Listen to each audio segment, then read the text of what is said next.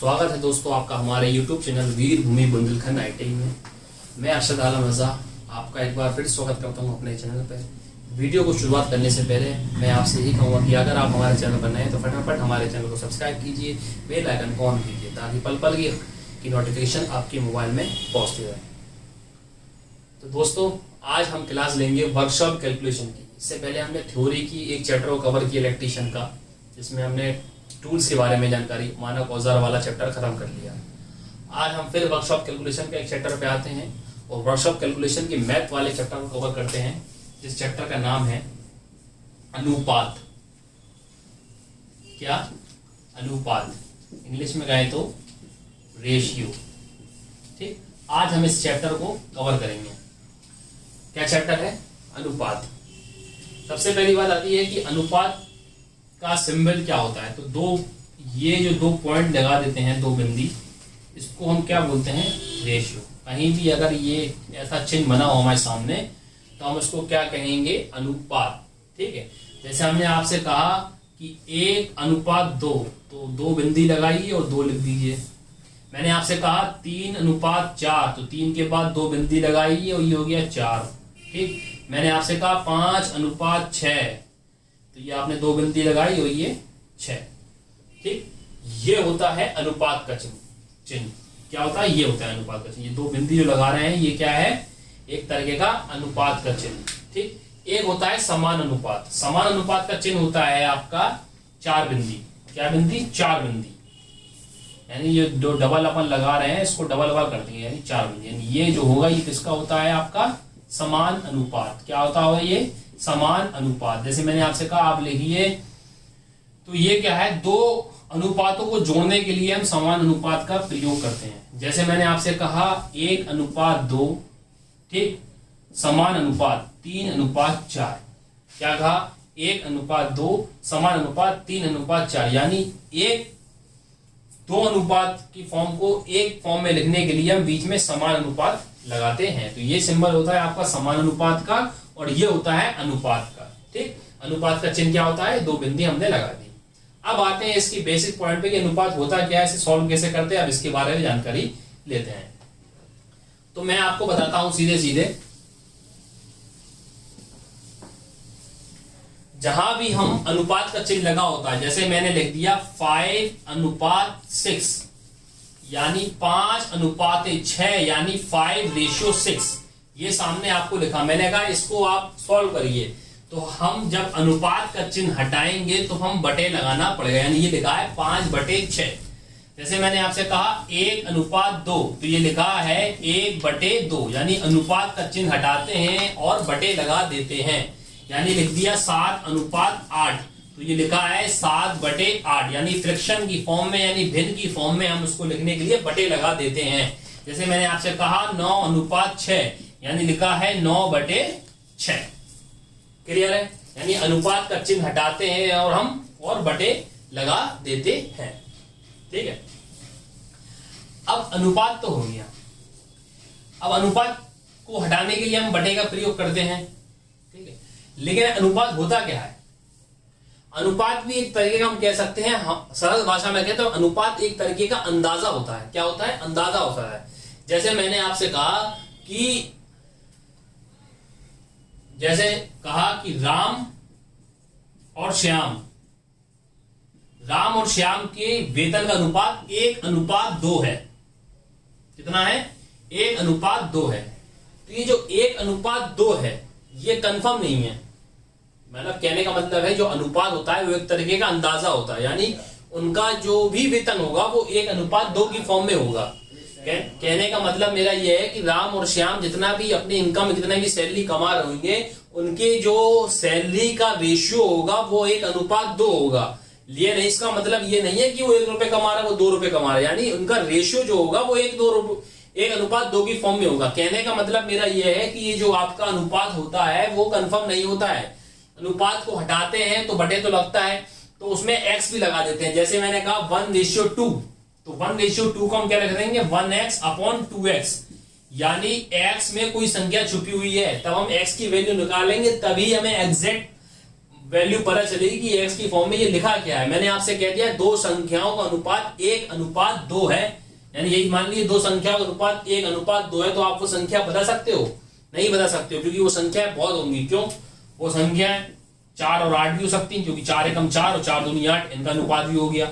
6 12 भी हो सकती है, 6 को देखो 6 एकम 6, 6 दूनी 12, इनका भी 2 हो गया। 12 24 भी हो सकती है, तो 12 एकम 12, 12 दूनी 24, ये भी 2 हो गया। 36 72 भी हो सकती है, 36 एकम 36, 36 दूनी 72, यानी ये ऐसी असंख्य हैं, अनगिनत संख्या होंगी जिनका अनुपात 1:2 होगा। जैसे मैंने कहा राम और श्याम का वेतन 1:2 है, तो ये उनका अनुपात एक अंदाजा है, कंफर्म नहीं है कि 1:2 ही रुपए कमा रहे, नहीं, ये एक अंदाजा है।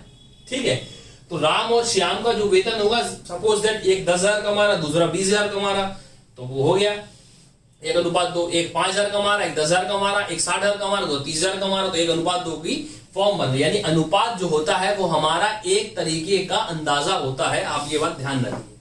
ठीक है, क्या होता है? एक तरीके का अंदाजा होता है। ठीक, इतना मैं आज सिर्फ आपको बेसिक दूंगा, थोड़े बहुत सवाल कराऊंगा। ठीक है, तो अनुपात क्या होता है? अनुपात एक तरीके का अंदाजा होता है, यानी कंफर्म नहीं कह सकते।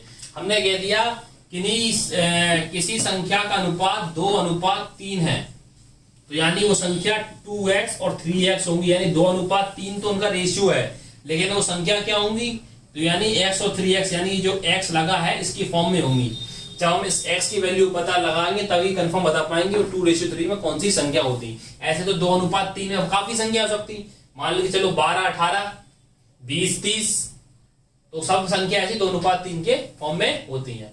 ठीक है, तो अनुपात हटाते हम x लगाते हैं। अब अनुपात को सॉल्व करने का क्या होता है? अनुपात जैसे मैंने आपके सामने लिख दिया 1/2 और ये लिख दिया 4। ठीक, 1/2 और ये लिख दिया 4, तो मैंने क्या ये सही अनुपात लिखा है? ये सही अनुपात लिखा है? ये अनुपात सही नहीं लिखा है, गलत है। क्यों? क्योंकि अनुपात कभी भी बटे में नहीं लिखा जाएगा, यानी अनुपात को जब हटाते हैं तभी बटे लगता है। यानी कहने का मतलब है जब हम अनुपात को हटाएंगे तब अपॉन का लगेगा। अगर सवाल में उसने अपॉन लगा के दे दिया, यानी कहने का मतलब उसने लिख दिया 1/4 रेशियो 1/6, तो क्या ये अनुपात सही लिखा? नहीं, गलत लिखा, क्योंकि ये अपॉन में लिखा। अपॉन में नहीं, इसको एक सीधी फॉर्म में लिखना पड़ेगा, यानी एक सिंगल वाली फॉर्म में, डबल वाली अंश वाली फॉर्म में नहीं लिख सकते, यानी भिन्न वाली फॉर्म में हम अनुपात को नहीं लिख सकते। यानी 5/6 और 6/7 की फॉर्म में हमने लिख दिया, क्या ये अनुपात सही है? नहीं है, क्योंकि ये भिन्न वाली फॉर्म में लिखा है। यानी अनुपात जो होता है वो हमेशा एक सीधी फॉर्म में होता है, नहीं अंश वाली फॉर्म में होता है। ठीक, अब जैसे आपके सामने मान के चलिए, जैसे मैंने कहा सवाल आया कि 3:2:4 को सॉल्व करो, यानी इसको सरल करो, नॉर्मल सवाल है।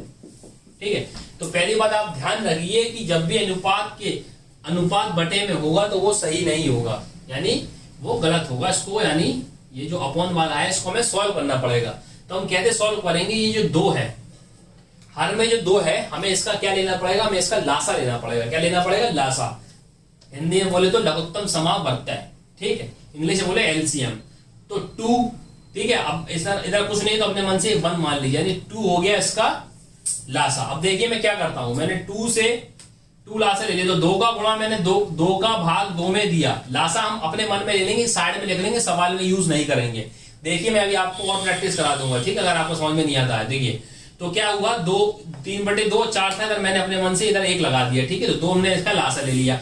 अब 2 का भाग 2 में देंगे कितनी बार जाएगा? 2 एकम 2, 2 एकम 2, जो भागफल प्राप्त हुआ कितना? 1 का गुणा हम 3 में कर देंगे, तो क्या हो गया? इधर तो हो गया 3। ठीक, क्या करा? 2 का भाग 2 में दिया, भागफल क्या प्राप्त हुआ? 1 का गुणा हमने ऊपर कर दिया, तो क्या होगा? 3 एकम 3। अब 2 का भाग फिर हम 2 में देंगे, तो भागफल क्या प्राप्त होगा? 1, और 1 का गुणा हम 4 में कर देंगे, तो क्या होगा? सॉरी, यहाँ पे तो 1 है ना, अब 2 में तो देंगे नहीं। अब 2 का भाग, सॉरी 1 का भाग अब 2 में देंगे, तो 1 का भाग 2 में देंगे तो कितनी बार आएगा? 2 बार, और 2 का गुणा इधर कर देंगे, कितना आएगा? 3:8। नहीं समझ में आया? अगला देखता हूं। नहीं ये समझ में आया तो दूसरा बताता हूं। जैसे मैंने आपसे कहा, यहां लिख दिया मैंने 5 और यहां लिख दिया मैंने 6/3। मैंने कहा इसको आपको सॉल्व करना है, तो आपको मालूम होगा कि अनुपात को कभी भी हम अपॉन की फॉर्म में नहीं लिख सकते हैं। ठीक है, अनुपात को हम अपॉन की फॉर्म में नहीं लिख सकते, तो हम क्या करेंगे? सबसे पहले हम इधर 1 मान के एलसीएम ले लेंगे अपने मन में। जो हमने एलसीएम ले लिया 3, क्या ले लिया 3। अब 3 से हम क्या करेंगे, 1 का भाग 3 में देंगे तो कितनी बार जाएगा 3 बार, 1 तिया 3 और 3 का हम 5 में गुणा कर देंगे तो क्या प्राप्त हो जाएगा 15। ठीक है, अब 3 का भाग हम 3 में देंगे कितनी बार जाएगा, एक बार, 1 का गुणा हम 6 में कर देंगे तो क्या हो जाएगा 6। ठीक है, 15 और 6, अगर ये एक ही पाले से कट रहा है तो काट दीजिए, 3 पंजे 15 और 3 दूनी 6। ठीक, अनुपात का मतलब ये होता है कि जब तक वो कट रहा तब तक काटते रहो, यानी 3 से कट रहा है 3 पंजे 15 और 3 दूनी 6, तो एग्जैक्ट आंसर क्या होगा 5:2।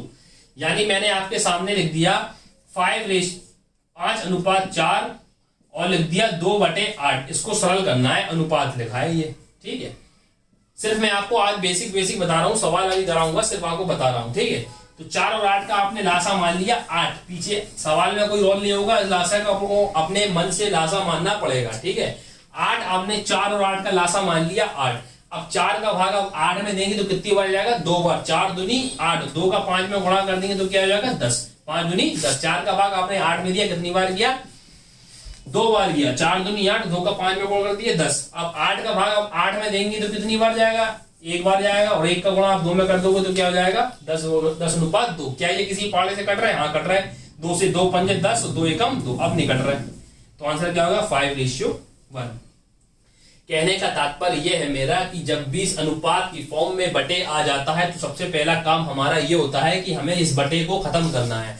तो इस बटे को हम खत्म कैसे करेंगे, लासा लेके। ठीक, जैसे 3/2 आया तो मैंने पहले लासा ले लिया, 2 का भाग 2 में दिया, 2 बार 2 एकम 2, 1 का गुणा 3 में कर दिया, फिर 1 का भाग मैंने 2 में दिया, 2 बार गया, फिर 2 से मैंने 4 में गुणा कर 3:8। अगर ये एक ही पाड़े से कट रहे हो तो काट दीजिएगा, 3 और 8 किसी पाड़े में एक ही में तो आते नहीं है, तो ये 3:8 ही हो गया। ठीक है, ऐसे मैंने 5/6 5:6/3 यानी 3 मैंने अपने मन में एलसीएम ले लिया, तो 1 का भाग मैंने 3 में दिया, 3 बार गया, 3 का मैंने 5 में गुणा, 3 पंजे 15, फिर मैंने क्या करा 3 का भाग फिर दिया, 3 एकम 3, एक बार गया, 1 का गुणा 6 में कर दिया, 3 पंजे 15 और 6, तो देखो एक पाले से कट रहा है, 3 पंजे 15, 5:2 यानी 5:2।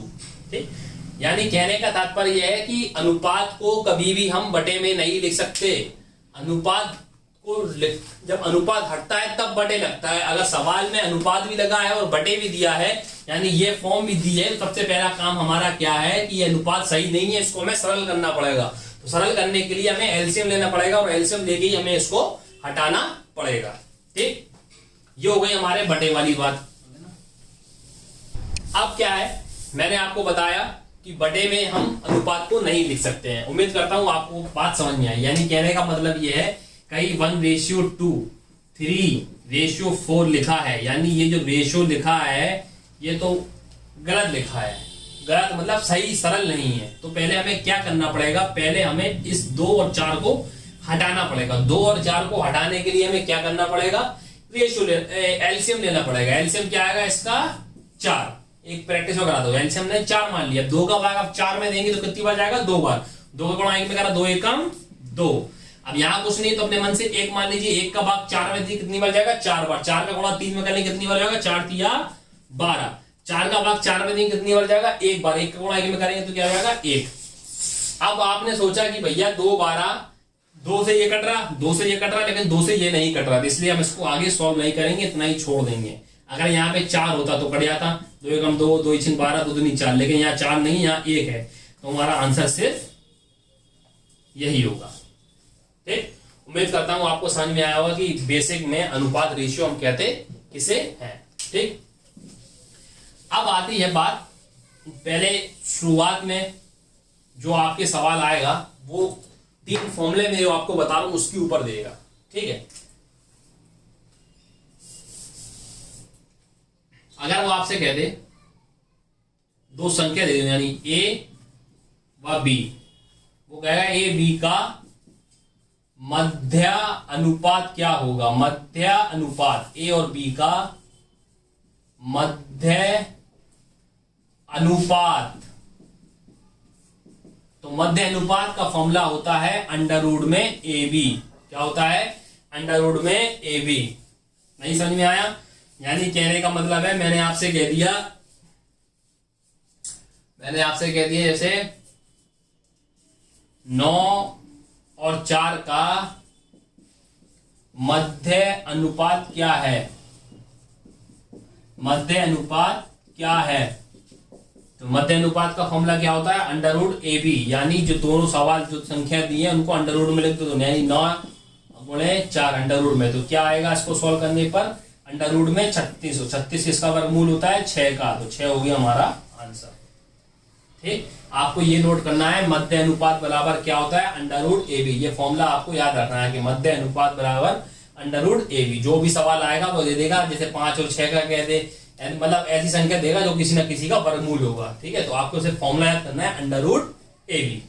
ठीक, तो मध्य अनुपात का फॉर्मूला क्या होता है, अंडर रूट ए बी। ये आपको याद ही करना पड़ेगा। अगर आपको फॉर्मूला याद होगा तो फटाफट आप इसमें अप्लाई कर देंगे, अगर आपको फॉर्मूला याद नहीं है तो आप सॉल्व नहीं कर पाएंगे। ऐसी 2-3 मैं फॉर्मूला लिखवा रहा हूं जिसके ऊपर पेपर में अक्सर सवाल पूछे जाते हैं। तो एक फॉर्मूला आपका ये हो गया मध्य अनुपात का। ठीक, एक होता है आपका अगला,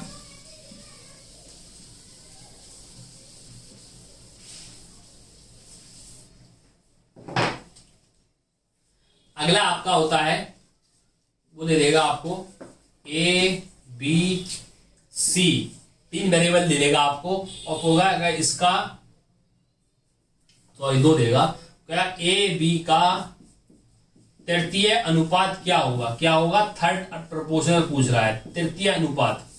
तो यानी तृतीय अनुपात का फॉर्मूला होता है बी स्क्वायर अपॉन ए। क्या होता है, बी स्क्वायर अपॉन ए। क्या होता है भैया, बी स्क्वायर अपॉन ए। क्या होता है, बी स्क्वायर अपॉन ए। एक सवाल बता देता हूं, जैसे मैंने आपसे कह दिया 4 और 16 का तृतीय अनुपात बताओ क्या होगा, 4 और 16 का तृतीय अनुपात क्या होगा। तो फॉर्मूला हमारा क्या होता है, बी स्क्वायर अपॉन है, तो इसको 4 को हमने ए माना, 16 को हमने बी माना, तो क्या कर दिया 16 × 16 बटे बी स्क्वायर अपॉन ए। तो 4 से हमने काट दिया, 4 चौक 16, तो हमारा तृतीय अनुपात क्या आएगा, 64 हमारा आंसर हो जाएगा। ठीक, सिर्फ नॉर्मल क्वेश्चन देता है, अगर आपको फॉर्मूला याद है तो आप हाल क्या लग दोगे, अगर आपको फॉर्मूला याद नहीं है तो आप नहीं कर पाओगे। तो तीसरा तृतीय अनुपात का फॉर्मूला क्या होता है, बी स्क्वायर अपॉन ए। इससे पहले मैंने आपको मध्य अनुपात का लिखवाया, मध्य अनुपात का फॉर्मूला क्या होता है, अंडर रूट ए बी। एक फॉर्मूला और होता है, मैं आपको फॉर्मूला लिखवा रहा हूं, फॉर्मूला के बाद एक एग्जांपल दे दे रहा हूं सॉल्व करने के लिए कि ये फॉर्मूला किस तरह लगाया जाएगा, जिससे आपके दिमाग में ये सेट हो जाए फॉर्मूला कि किसको कहते हैं, हम अप्लाई करेंगे सवालों में। ठीक, एक फॉर्मूला और,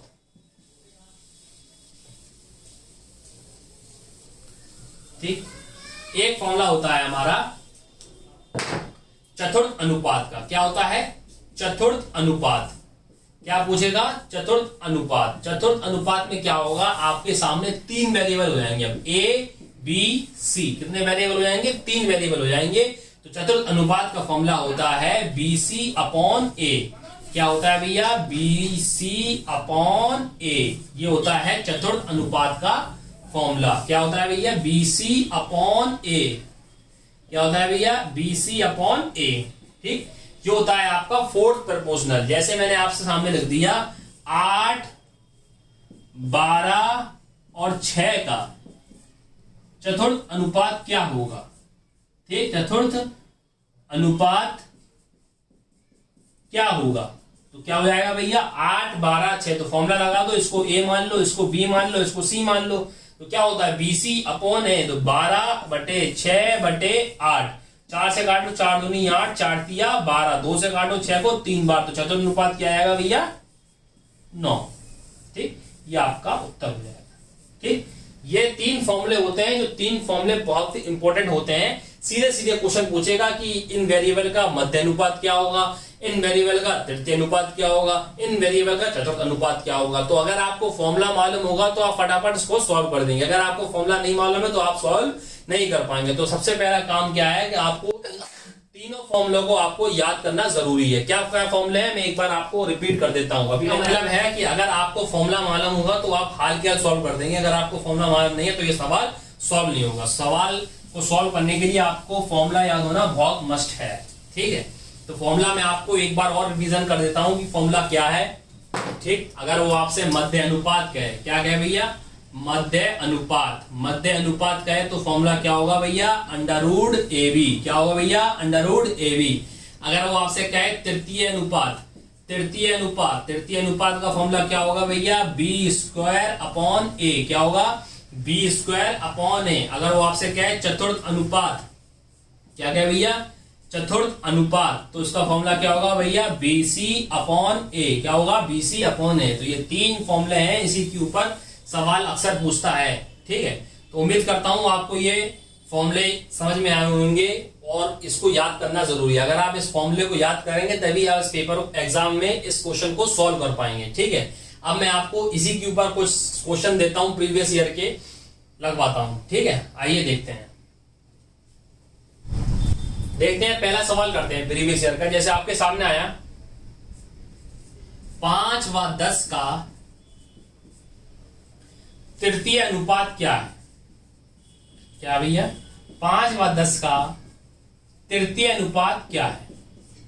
आपके सामने जो ऑप्शन है, ऑप्शन ए है 20, ऑप्शन बी है 2, ऑप्शन सी है 25 और ऑप्शन डी है 30। ठीक है, सॉल्व करते हैं। पहले खुद कोशिश करिए वीडियो को पॉज करके सॉल्व करने की। ठीक है, तो 5 और 10 का तृतीय अनुपात, तो 5 और 10 का तृतीय अनुपात, तो भैया तृतीय अनुपात का फॉर्मूला क्या होता है अगर आपको रिवाइज हो तो तृतीय अनुपात का फॉर्मूला होता है बी स्क्वायर अपॉन ए। क्या होता है भैया बी स्क्वायर अपॉन ए। ठीक है, जितनी बार आप सॉल्व करोगे उतनी बार आपको याद होगा। तो आप इसको ए मान लीजिए, इसको बी मान लीजिए। ठीक है, तो 10 का स्क्वायर करो 10 इंटू 10 और ये कितना है आपका 5, 5 से आपने 10 काटा 20, कितना आ गया 20। तो हमारा आंसर क्या हो गया ए। ऑप्शन नंबर ए हमारा राइट उत्तर होगा। ठीक, अगला देखते हैं हम।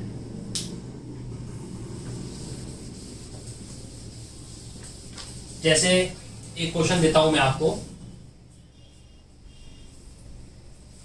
3, 5, 21 का